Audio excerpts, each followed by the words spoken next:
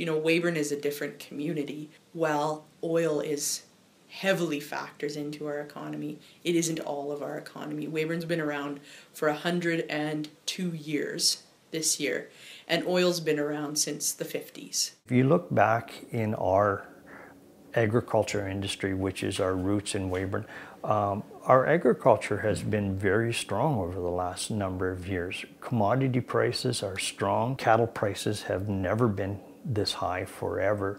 So I think we have centered a lot of our added growth on the past 7-8 years of the oil industry, but we got to remember that the farming industry that is still our roots in this community is still strong. But overall, we're still talking to people that are having, you know, their best year ever, best sales ever. Some of the construction guys are saying they're doing more renovations now. The hardware stores are saying, yeah, we're selling, guys have time to do stuff now.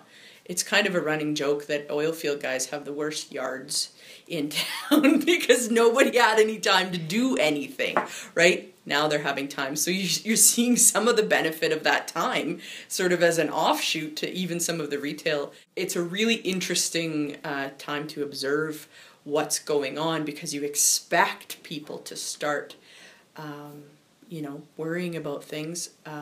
But really overall, big picture sort of feeling from the community is that things are all right. You know, we're moving along. We're using this as an opportunity. We're still looking for opportunities in this. I do not want to go back to the 80s when oil prices were $12 a barrel, when we didn't have any crops in the country. It was dried out. If you want to carve out a living in those days, we are not even close to that in our environment today. And so I relate back to those days, and some people that think, well, you know, everything has to be boom, boom, boom. We worked through them. People survived through those years of drought and low oil prices and low dollar. You know, I think our dollar on American was like about 32 cents or something like that.